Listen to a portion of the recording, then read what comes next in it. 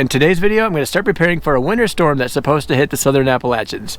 It's been 2 years since we have had a good measurable snowfall around here. The last one we got ended up being a pretty decent snowstorm. We had about 8 inches where I am. Can get some decent snow around here. This is predicted about 2 to 4 inches.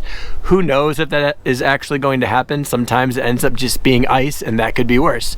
So we're going to try to start preparing for anything that can go wrong. I did a video a few months ago about Hurricane Helene and what I ended up using, and so a lot of that same stuff I'm going to be using. One thing I learned is that the storm can definitely change paths. So right now we're saying 2 to 4 inches, and that could end up being a lot more, or it could end up being ice, and that would be a lot worse. Hurricane Helene was supposed to go west of us, and it ended up coming right over us in South Carolina and North Carolina. North Carolina got the brunt of it. I drove up through there a couple weeks ago, and it still needs a lot of help. So they're still definitely in our thoughts and prayers for all the people up there, and we've gone up there a little bit. I know 2 to 4 inches in a lot of places in the country is not a lot. I've moved from the Midwest where we would have lots of snow, but I've never had as many power outages up there as I do here. There's a lot more windy roads here, so it's a lot harder to drive, and there's a lot more trees. So we've had snowstorms here that have knocked power out for 2 or 3 days at a time. So I did learn a lot of things from the hurricane, and so some of those things I've learned I'm going to put in this videos. Also, people made a lot of comments and taught me a lot of good things. So I'm going to do a video sometime about all the things that they taught me, but some of them I'll be able to put in here. So we're going to check out my generator that I use for the hurricane, make sure it's still working. I actually haven't touched it in about almost 90 days since I last used it. I've just got busy, which I knew would be a problem with the generator. And I'm going to make sure all the batteries I have are charged and ready to go. Flashlights are charged and ready to go. I have a battery powered chainsaw. Probably won't need it, but I'm going to make sure it's ready just in case. I ended up using it during the hurricane, so you never know. We did order some groceries today, so we are good on food. I did go to Lowe's and get some more gas cans today, because one of the things I learned during the hurricane was I would run out of gas, and if there's snow and ice, it's harder to drive than when we just had the hurricane. In our area, I was able to go get gas. Let's go check out the generator and make sure, hopefully, that it's all still working. All right, I have my generator back, and I haven't touched this since the hurricane. So it has been sitting around for a few months.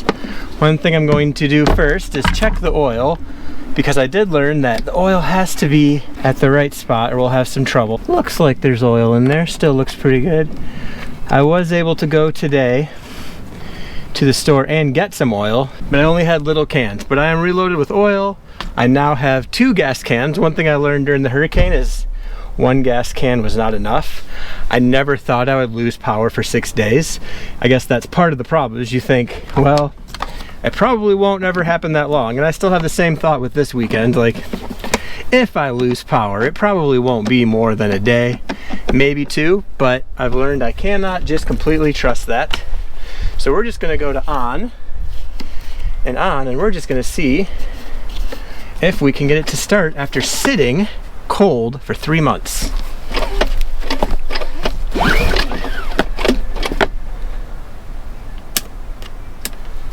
So eco is turned off. I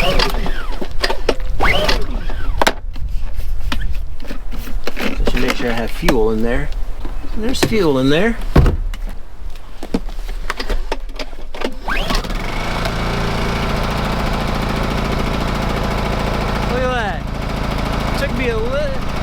Just a few pumps, and it started right back up. It's kind of on this weird controller right here. Still running. Let's see if it'll keep going. Ah, the choke was down. Might have been why it took me a few times to start it. So that's still running. So I'm going to turn that off. So I had a lot of questions about different things. One thing people talked about was making sure my eco mode was turned off when I start it. And so in the video it was on, and I would try to remember, but I didn't always remember. So now I made sure my eco mode was off. I do have 2 cans of gas, like I said.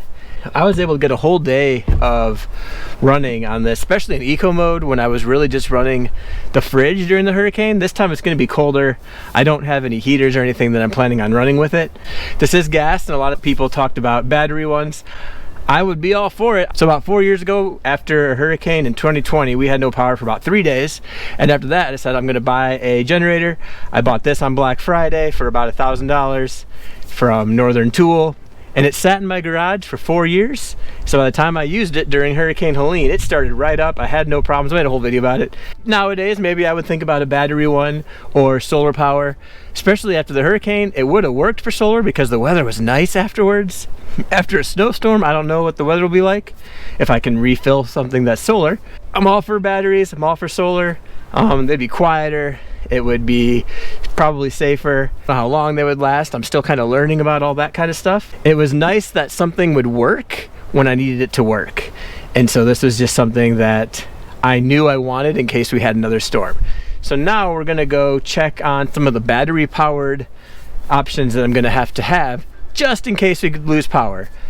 Like I said, I don't expect to lose a lot of power, but I'd rather be safe than sorry. Next, I'm going to talk about the batteries that I like to use. So I'm not a prepper, I am a camper. We do a lot of camping. So a lot of this stuff is equipment that we also use camping, but when it comes to a survival of a storm, these came in very helpful. And so because we might have another storm, I'm going to just show you real quick what I use the most, what I really like.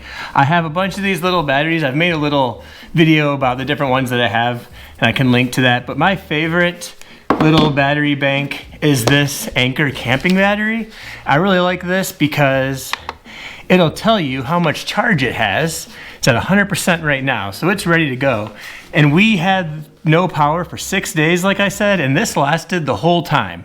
So this is very useful to have. It lasted a long time. We mainly just charged phones on it, but I also have USB flashlights. This is just a Ryobi one.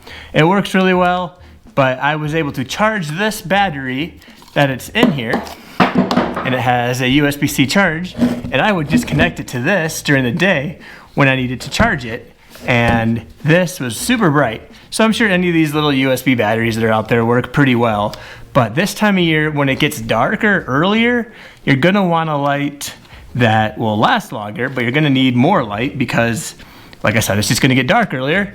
And this worked really well, but you know, any USB battery I think is kind of a cool technology that's taking over because you don't have to go buy batteries or have batteries, you can recharge it, and you can recharge it from something like this Anker, which also has a light and an SOS light in it.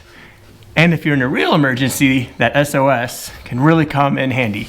I am basically in town, so when I lose power, it just gets dark. I still have gas for hot water, so that's not a huge deal. And I still have running water, but I don't have heat. So we've lost power a few times, especially when my kids were little. And we have a gas fireplace that does not produce a lot of heat, but we would just sleep by it, keep us warm.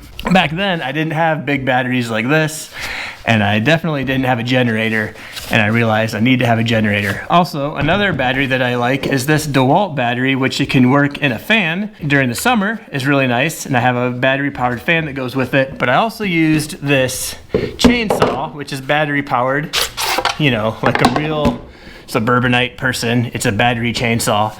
You know, if you're doing a whole day's worth of jobs, this isn't probably what you want. But for somebody like me, where it can sit on the shelf for 3 months and I don't have to do anything, and then I can just come and put it in and it'll start right up.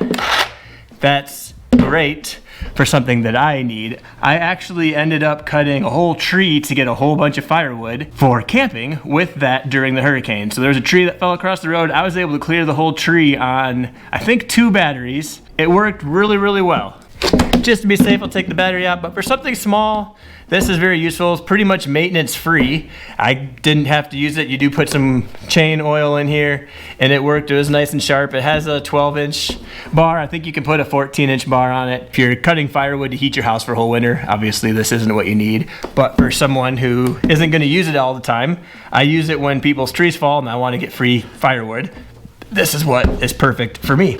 So one of the best ways that we cook when we lose power is just using our camping stove. Here I just have a Camp Chef and I have lots of propane tanks and I basically can cook anything on this. Usually we have like macaroni and cheese or different types of soups. They work pretty well.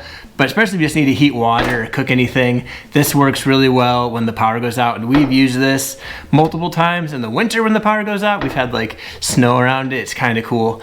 Like I said, most of our power outages around here have been because of snow. So we'll see what happens this time. I also have a MSR stove that I use that uses white gas, and I have a lot of white gas Coleman fuel that I use, and so I have a whole shelf of cans, and that would get me through it definitely without any problems. But one thing I'm kind of excited about this year is at Christmas I just picked up my first lantern like this, and I'm learning about it. I'm in a Facebook group that I was able to find, and they taught me how to use this. So this might just give me like a little project to do if something goes on. And this is going to use this clean heat fuel, which I've never opened. So this is all new to me. But I've always had a fascination with lanterns. So I have a bunch of Coleman lanterns. I actually got some more at Christmas, but I've never had one like this. I have a railway lantern that I'll use.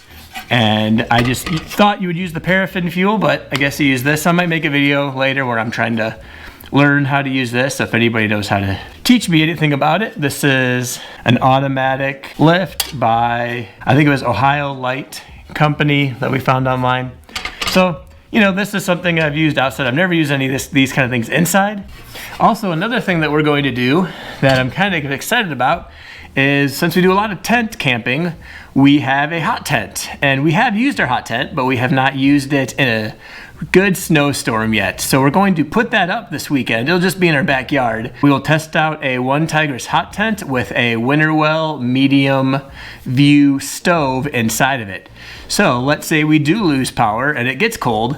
I know the hot tent can get nice and warm. We've had it 13 degrees outside and 80 degrees inside. It uses the hot stove to heat the tent on the inside. So we'll probably end up camping during this snowstorm just for fun, to give it a good test in actual snow and ice. We've used it when it's cold up in the mountains, but it hasn't had snow on it. And we live in an area that don't get a lot of snow, so we have to take advantage of these snowstorms to try our different styles of camping that we like to do. So these are all things that I used during Hurricane Helene that I'm also going to use during this snowstorm. Maybe, we'll see what happens. I just know that since I actually use them, they're things that are worth having.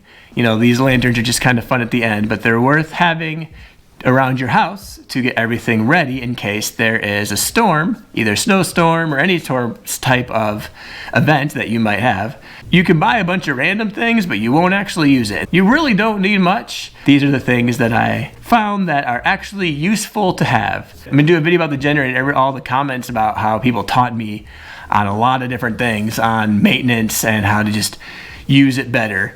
Another thing I do need to do is clean out this garage, because I want to be able to get both cars into the garage so that my cars are inside away from the ice and the snow. That's just a northern thing in me, I guess, to have my cars inside where it's just easier. There's a cool time-lapse I have. My wife got home from work and she parked on the driveway, and as the ice melted, the car actually shifted down the hill, you know, a foot, not too much, but it was interesting to see. So I'll see if I can find that. But I like to have the cars inside and ready. Also, all my Christmas light stuff is up and I need to put that away. Thank you everybody for watching, and stay safe, and hopefully we can get some snow and enjoy it.